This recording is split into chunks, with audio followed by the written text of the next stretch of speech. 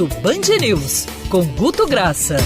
Por favor, faça as honras, Felipe Moura Brasil. Olha, eu já estava com saudade de conversar com o Guto Graça, que eu tive o privilégio de encontrar pessoalmente na Semana da Saúde, Ricardo Boechat. Então, bom dia, Guto. Bom dia. E Felipe, antes até de entrar do papo aí, falar do protetor solar, o filtro solar, que hoje em dia já faz parte de cesta de produto de proteção das pessoas, sobretudo quem trabalha. Eu, que apesar daquele exame de DNA fiz, eu tenho DNA 2% de DNA nigeriano, eu digo que o nigeriano não veio nada para a pele. Se não passar o protetor, não tem jeito. Mas desse papo aí para a gente conversar, porque pedi até para o Mário ficar, porque a gente pede desculpa ao vivo no ar. Eu prometi para o Mário, em função que acordo muito cedo, por causa dos horários, eu começo a trabalhar quando abro mercado fora do Brasil muito cedo. E eu prometi, Mário, eu vou ficar te mandando às vezes uns teasers para você falar, por exemplo, por que tem passarinho cantando ainda quando está de noite? Porque o Mário fazendo um programa sempre da madrugada, lá quase, pegando aquele horário bem da manhã, eu estou em dívida. Mário, é para dizer, ó, eu que estou em dívida com você, é quase que um testemunho ao vivo aqui, para isso eu pedi nesse sentido, Mário. Relaxa, bom dia, mas já notei que realmente os passarinhos, eles estão cada vez mais cedo cantando, não só o galo, tem um galo aqui em frente ao batalhão da Polícia Militar, Felipe Moura Brasil, já contei pro Guto, aqui em Botafogo, na rua Álvaro Ramos, que eu passo ali 3 e pouco da madrugada, o galo já tá pra lá de animado, entendeu? É o galo da madrugada, literalmente. Então, os passarinhos também, Guto, já notei realmente, até quando eu venho trabalhar, ou então quando eu vou dar uma corridinha durante o fim de semana bem cedo, cada vez mais, antes mesmo de clarear, os passarinhos... De clarear. Cara, impressionante. Enfim. Como é que... Mas, falando um pouco aqui, para jogar aqui para vocês, para pedir ajuda, a gente traz hoje 3 temas que parecem pesados, mas acho que sempre deixa um pouco para a gente ler. Primeiro que a gente fez uma leitura só sobre Rio de Janeiro, como se viu esse momento da Boate Kiss, posterior, durante o julgamento, e é quase que um compromisso que a gente lembra tanto quanto o Boechat cobrava por que não ficasse no assunto de impunidade. E o que me chamou mais atenção, além de toda a dor, revolta, que passa tempo, vai chegando perto de uma década, e a gente sabe que foi ali uma quantidade de jovens, que é muita dor, é muito pai, cada pai que aparece a gente sente aquela dor, só que teve algo que talvez fique como educativo para a gente tentar que essas pessoas não tenham morrido em vão, que é o seguinte, 2% desse conteúdo no Rio de Janeiro perguntava se agora as boates, as baladas, as noites, as nights estão mais seguras para esse tipo de critério. E mormente, Felipe, Mário e Pinho, mormente 80% disso vinham de perfis acima de 40 anos. Eu não sei se é que vai ficando mais responsável ou se é que vai vendo os pais, mas assim, é algo que fica no meio de dor, revolta, sensações. É que melhorou alguma coisa depois disso? É uma pergunta que 2% faz, e esse 2% que a gente fala, às vezes é melhor a gente pegar um detalhe do que o que está pulando. Então, a leitura do Big Data, a leitura de inteligência artificial é pegar um pouco isso que fica no sentido que a gente chama do vagueness, né? do que fica no vago, no que, olha que interessante, que fica o sentido aí. Guto, pegando um exemplo, Felipe, desculpa, só se a gente for usar o Rio de Janeiro. Incêndios em hospitais, incêndio no Museu Nacional. Basta ver os levantamentos que a Band News FM trouxe após esses episódios para você ver que nada mudou. Os museus continuam não adaptados para combate a incêndio e pânico. Grande parte dos hospitais não tem certificado do Corpo de Bombeiros, inclusive o próprio Hospital do Corpo de Bombeiros. A gente teve recentemente episódio também de incêndio na 4x4 com bombeiros morrendo. Então, usando o Rio de Janeiro como exemplo, as pessoas não parecem aprender com os erros e não dão tanta importância assim para medidas preventivas que são fundamentais, ainda mais em espaços fechados como esses. A gente tem essa mácula cultural, essa tradição de não aprender com a experiência alheia e de não ter cuidados preventivos. O que a gente tem aqui muitas vezes é uma medida imediatista para mostrar que algo foi feito instantaneamente. Depois passa, todo mundo esquece e volta a acontecer o mesmo problema. Eu tenho um grande amigo a quem eu mando um abraço sempre, Henrique Saraiva, que tomou um tiro quando andava de bicicleta na ciclovia da Lagoa Rodrigo de Freitas. Era um dia de semana, ele estava indo assistir a um jogo do Flamengo na casa de um amigo nosso, na Lagoa também. Foi assaltado e o assaltante disparou a arma e ele perdeu parte considerável do movimento das pernas. Mas superou, passou a andar de muleta, depois de bengala, e como era surfista, passou a se esforçar para voltar a pegar onda, acabou campeão mundial de surf adaptado. É uma história extraordinária que eu já comentei em rádio também, repercutiu bastante na ocasião. Eu estou dizendo isso porque depois do tiro que ele tomou na Lagoa Rodrigo de Freitas, é que a lagoa começou a ficar mais iluminada à noite.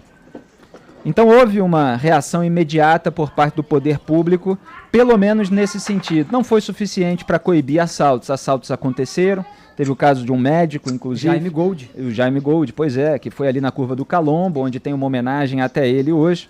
Ele acabou morto, né, pelos assaltantes. Então a situação nunca melhora de vez. A gente tem uma medida pontual. Em relação à Boate Kiss, Guto, só para voltar ao seu ponto, eu me lembro bem, e até citei outro dia no Salve Salve quando estava comentando esse tema, que quando houve a morte das mais de 200 pessoas, aqui no Rio de Janeiro mesmo teve repercussão, acho que teve uma repercussão nacional imediata, em casas de show, em casas de espetáculo. Eu sempre frequentei um samba sexta-feira, não vou dizer qual aqui porque não quero comprometer ninguém, mas era um samba que fica num terraço de um clube, o pessoal do samba sabe qual é, e que só tinha uma porta de entrada e de saída muito pequena por meio de uma escadinha, um samba extraordinário. E depois ali eles abriram um buraco do outro lado do terraço, botaram uma escada ali para ter duas saídas, né, para ficar mais ventilado, com maior possibilidade de fluxo em qualquer situação de emergência. Então houve um pouco de repercussão desse caso, sim, mas a gente sabe como é que é no Brasil. Se você não ficar em cima, se não tiver fiscalização, se não tiver cobrança de responsabilidade pelos produtores de eventos, para que os produtores de eventos, né, tenham essa consciência, mesmo quando não há uma fiscalização por parte do poder público, esse tipo de episódio pode voltar a acontecer, né? E é claro que uma condenação ela pode exercer uma força dissuasiva, né, na medida em que ela tem esse potencial educativo, Guto. Felipe, eu peço ajuda novamente para vocês aí, que tem um assunto que a gente já conversou aqui, eu já conversei com o Pinho, que é aquela coisa que alguns assuntos pegam mais que outros, algumas mortes pegam mais que outras, e esse sempre me chamava atenção porque eu achava uma coisa torpe, eu achava uma coisa de chamar a atenção de imprensa mundial, e ele não dava atração. Eu estou falando do desaparecimento daqueles desaparecimento e hoje confirmada a morte daqueles 3 meninos em Belford Roxo, porque o assunto acontece em dezembro, ele chega na mídia em fevereiro, ele é oferecido com uma quantidade absurda de links e o assunto não dava o tal engajamento. Para a gente entender, quando chegou agora a conclusão, deu 40% a mais do que aquele período de desaparecimento. Eu não sei se a pergunta é antes tarde do que nunca, ou por que a sociedade demorou para acordar. Será que tinha medo das pessoas comentarem pelas pessoas que estavam envolvidas? Eu não sei, mas foi um assunto que deu muito menos tração do que era esperado pela gente durante todo o assunto. Repito, são 3 crianças que são mortas de uma forma, e torturadas e mortas, e esse assunto não deu aquele super mega engajamento que sempre se esperava diante de um assunto tão pesado quanto esse. Só que agora, aí eu não sei se é no desejo de punir, ou se é quando aparece e vai com a condenação, esse assunto fica 40% maior do que no período do desaparecimento. Preciso de ajuda aí junto com os ouvintes e com vocês, para a gente pensar nessa situação. No caso não é nem a condenação ainda, né? É a operação que prendeu os bandidos ligados a esse episódio. Os que ainda estão vivos, né? Os que ainda estão vivos, porque o Tribunal do Tráfico matou alguns outros tentando acobertar a cena do crime e se livrar por meio do crime, né? De um crime totalmente banal, por conta de uma gaiola de passarinho, de Exatamente. Um dos bandidos, tortura de um dos meninos até a morte, aí mataram os outros 2, né? Exatamente, Isso. E corpos que foram desovados no rio e não foram encontrados apesar de todas as buscas, mas aí se descobriu áudio de bandido conversando com bandido, falando da sessão de tortura, e aí se reconstituiu também toda a cena com a ajuda de testemunhas, pelo menos a ordem cronológica dos fatos, né? Um deles acabou morrendo na sessão de tortura, eles mataram os outros 2 porque acharam que era a solução contra as testemunhas. Um caso escabroso, mas evidentemente quando há uma operação policial, aí você tem a população vibrando um pouco com isso. Quando é um caso de desaparecimento e que não se sabe ao certo o que aconteceu, isso pode não gerar tanta comoção num país que é uma fábrica de escândalos, né? Que tem vários outros por aí. Mas, obviamente, o caso é trágico desde o começo. Mas eu entendo também o Guto, né? Nessa dúvida, Guto, por que não engajou tanto nas redes sociais? Porque isso aconteceu no dia 27 de dezembro do ano passado, perto do Natal. Uma data que as pessoas ficam muito mais sensíveis. Então, ainda mais falando em 3 crianças, desaparecimento. Por mais que nós aqui e outros veículos de comunicação fizéssemos e continuamos fazendo a nossa parte de divulgar, essa repercussão não foi tão grande quanto o caso do Henry, que é o outro tema que você tem aí, né? Mas Guto, assim, só complementando, porque o claro. desaparecimento as pessoas realmente não sabem o que aconteceu, né? Elas podem pensar, pode ter fugido, pode ter sido levado, mas vai voltar, etc. Quando você tem, assim, uma notícia mais impactante em termos de violência física, tortura, seguida de morte, também, né? que é o caso desses 3 meninos, mas que só veio a ser revelado depois, e é o caso do menino Henry, esses detalhes sórdidos, eles turbinam a indignação e a revolta das pessoas. Só para pontuar também que o principal envolvido, pelo menos no que diz respeito à articulação do que veio pós-morte desses meninos, que é o Tribunal do Tráfico, o acobertamento, todos os fatos que se sucederam, ainda está solto, que é o bandido conhecido como Doca, que é um dos grandes chefões do Comando Vermelho em atuação aqui no Rio. Era do Complexo da Penha, mas essa altura do campeonato vai saber por onde anda, né?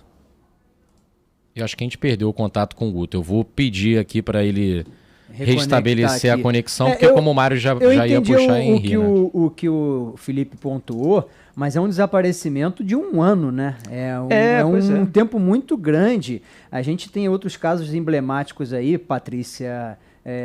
né, a casa Patrícia Miero, né, que a gente sabe que até hoje o corpo não apareceu e tal, e que houve um crime, testemunha-chave, são casos muito emblemáticos, né? São casos que chamam a atenção, por mais que não seja, como você bem destacou, um caso de um crime como foi as imagens lá do Henry, mas é um caso que você consegue fazer um paralelo, né? Não, exatamente, você tem uma curiosidade entre algumas pessoas, mas o que repercute assim de uma maneira mais avassaladora e instantânea na rede social, gerando todo aquele barulho, é algo de maior impacto imediato, né? Quando você tem assim um desaparecimento prolongado e tal, aí uma pessoa pergunta, outra pergunta. A gente da imprensa, evidentemente, faz a cobertura, a Band News FM fez a cobertura especial desse caso, chamamos a atenção, fizemos todas as análises desde o começo, desde o desaparecimento, mas eu estou falando até sobre o mecanismo da rede social e como as pessoas atuam nas redes sociais, né? Eu acho que elas são mais movidas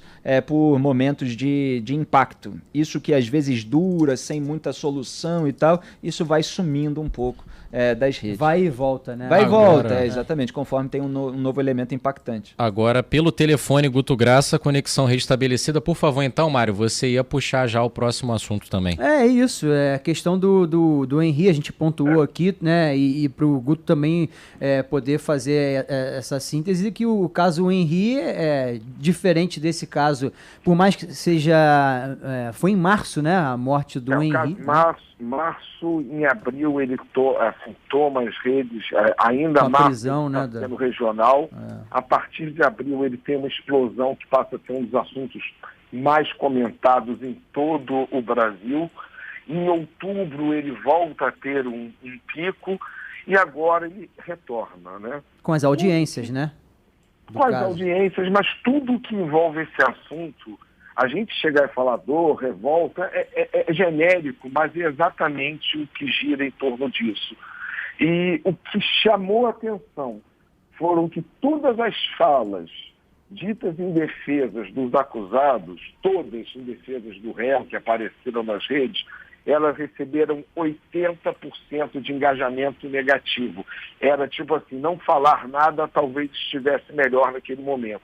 Tudo que foi dito em tentativa de defesa dos réus, nas redes, acabou que o engajamento foi exatamente o contrário, né?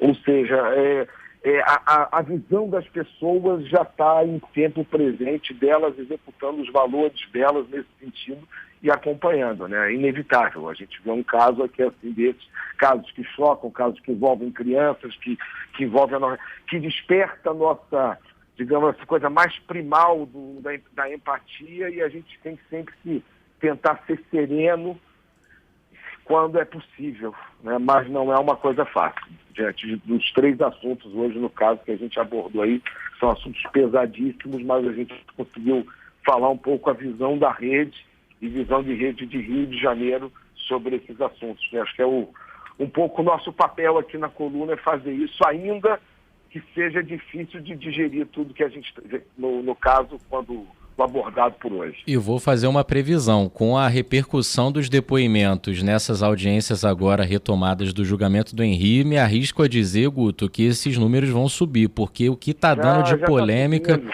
Coronel Jairo se fazendo de vítima, dizendo que não é miliciano, Jairinho e Monique chorando, e aí o público, óbvio, não tem compaixão nenhuma.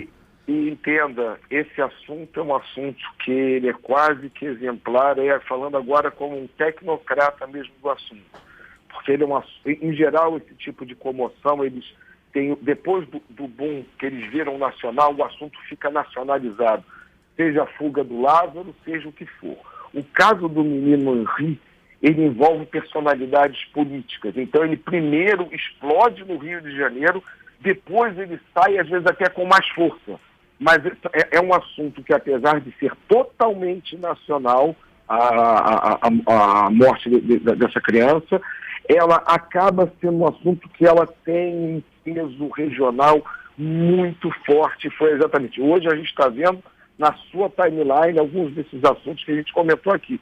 Provavelmente, exatamente como a sua previsão está correta, é aguardar 48 horas isso sendo divulgado nas timelines fora do Rio de Janeiro também. Eu fico com essa mesma forma. Agora, em relação às testemunhas da defesa, é absolutamente natural e compreensível que a população se manifeste contrariamente àquelas alegações com o uso das redes sociais, né? Porque eles colocaram lá, por exemplo, Thiago Ribeiro, foi colega do Jairo na Câmara dos Vereadores. Aí ficou assustado com a notícia, até hoje não consigo entender o que aconteceu, não condiz com a figura que conhecemos nos últimos 9 anos. Sempre foi carinhoso. Que carinho é esse, né? Tinha mania, ainda falou assim, tinha mania de brincar com as crianças, levantar as crianças. Ele é uma pessoa muito carinhosa. Quer dizer, é óbvio que gera revolta porque os elementos vieram à tona. A gente sabe muito bem que o Jairo espancava as crianças, a criança, né?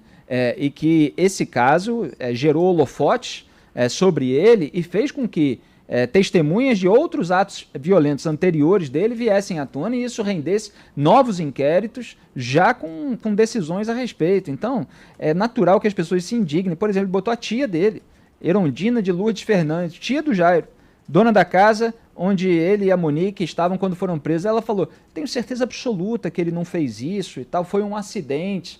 Então, quer dizer, quando os elementos vêm à tona e as pessoas já têm um quadro muito claro daquilo que aconteceu, é claro que esse tipo de pano de pessoas conhecidas gera uma indignação e uma revolta bem expressada nas redes sociais. É isso. 11 horas e 11 minutos. Guto Graça volta em qualquer edição extraordinária aqui na nossa programação e, claro, todas as quartas-feiras também no Jornal Band News Rio, primeira edição, e no Nacional às quintas, né, Guto? Às quintas, amanhã, com o Barão, com a Carla Bigatti. Estamos lá agora.